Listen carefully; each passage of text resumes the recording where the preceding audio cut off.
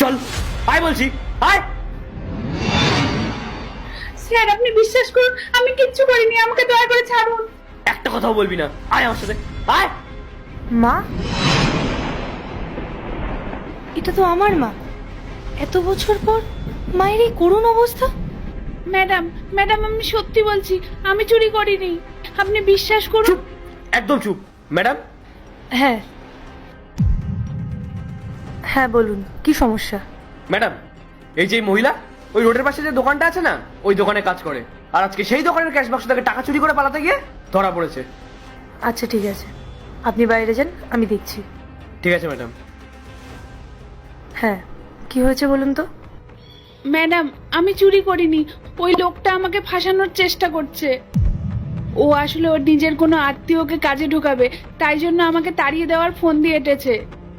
আমি খুব গরিব ম্যাডাম, দুবেলা দুমুঠো ভাতের জন্য অনেক কষ্ট করি, আমি কেন চুরি করতে যাব? আমি জানি আপনি চুরি করেননি। তাহলে কি আমি এখন বাড়ি যেতে পারি ম্যাডাম? এক মিনিট, আপনি আগে শিশির অ্যাপার্টমেন্টে থাকতেন না? হ্যাঁ ম্যাডাম, কিন্তু আপনি কি করে জানলেন? আসলে আমি আপনার মেয়ের বন্ধু ছিলাম।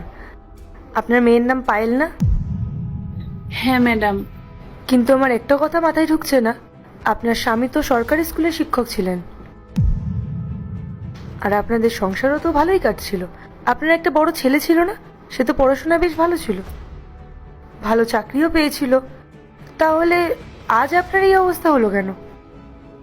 হ্যাঁ ম্যাডাম, ঠিকই বলেছেন, আমার স্বামী একজন শিক্ষক ছিলেন, কিন্তু ভগবান তাকে কেড়ে নিলেন। ওনার চিকিৎসার পিছনে আমাদের সবকিছু শেষ হয়ে গেল। আর আমার মেয়ে, সে তো অনেক আগেই বাড়ি ছেড়ে চলে গেছে। ছেলেটাকে মানুষ করার জন্য জমি বাড়ি সব বিক্রি করে ওকে পড়াশোনা শিখিয়েছিলাম। ভেবেছিলাম শেষ বয়সে ও আমার লাঠি হবে, কিন্তু কে জানতো পড়াশোনা শিখে ওই না আমাকে বাড়ি থেকে বার করে দেবে। তাই রাস্তায় রাস্তায় ঘুরে বেড়ানোর থেকে ওই দোকানে কাজ শুরু করে দিলাম, যাতে দুবেলা দুমুঠো খাওয়ার জোটে। আচ্ছা, আপনার মেয়ে, আপনার মেয়ে এখন কোথায়? আসলে ম্যাডাম, আমার মেয়েটা অনেক পড়াশুনো করতে চেয়েছিল, কিন্তু ওই যে ওর বাবার জেদ, বললো পড়াশুনো করিয়ে মেয়েদের কোনো লাভ নেই। আজ হোক কাল হোক সে তো মেয়ে বিয়ে হয়ে পরের ঘরে চলে যাবে, সেই নিয়ে বাড়িতে কত অশান্তি। শেষমেশ ও জেদ করে বাড়ি থেকেই চলে গেল। আমিও সেই সময় ওর কোনো খোঁজ নিইনি, কিন্তু এখন এখন সবটা বুঝতে পেরেছি যে আমি কত বড় ভুল করেছি।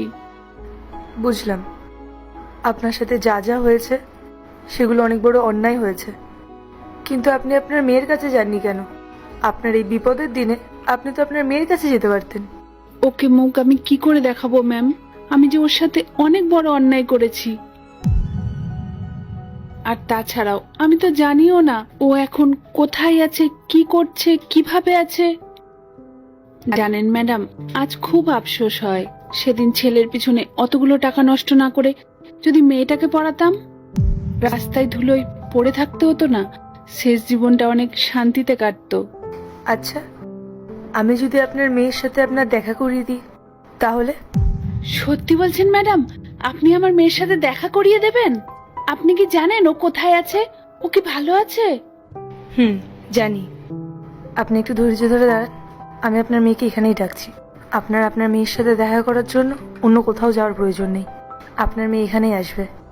না না ম্যাডাম, এই কাজটা করবেন না, ওকে এখানে ডাকবেন না। আমার এই অপরাধের মুখ নিয়ে আমি ওর সামনে দাঁড়াতে পারবো না। আমি ওকে কি বলবো বলুন? না দিদিমণি, থাক।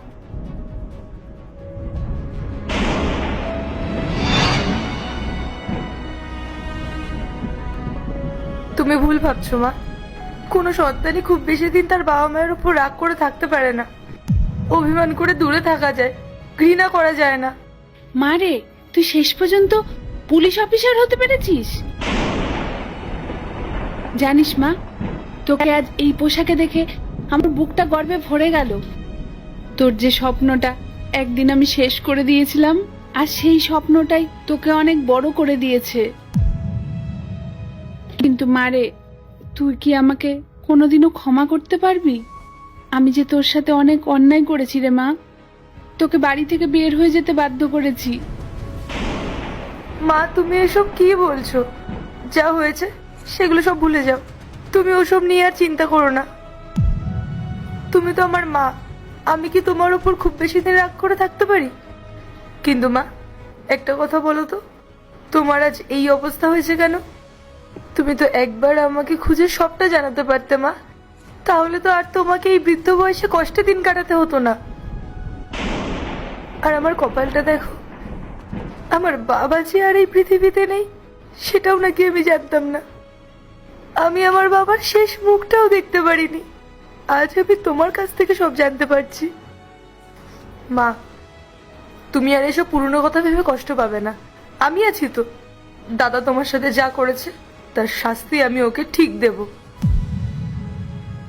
আমি এতদিন চুপ ছিলাম, তোমাদের সাথে কোনো যোগাযোগ করিনি, কারণ আমি ভেবেছিলাম দাদা চাকরি পাওয়ার পর তোমাদেরকে হয়তো খুব ভালোভাবে রেখেছে। কিন্তু দাদার অমানসিকতায় তোমার এই অবস্থা হবে সেটা আমি কল্পনাও করতে পারিনি। ওর বিচার আমি ঠিক করব। মা, তোমাকে আর এইভাবে দিন কাটাতে হবে না। আজকের পর থেকে তুমি আর কোনো কাজ করবে না, তুমি তোমার মেয়ের কাছে থাকবে।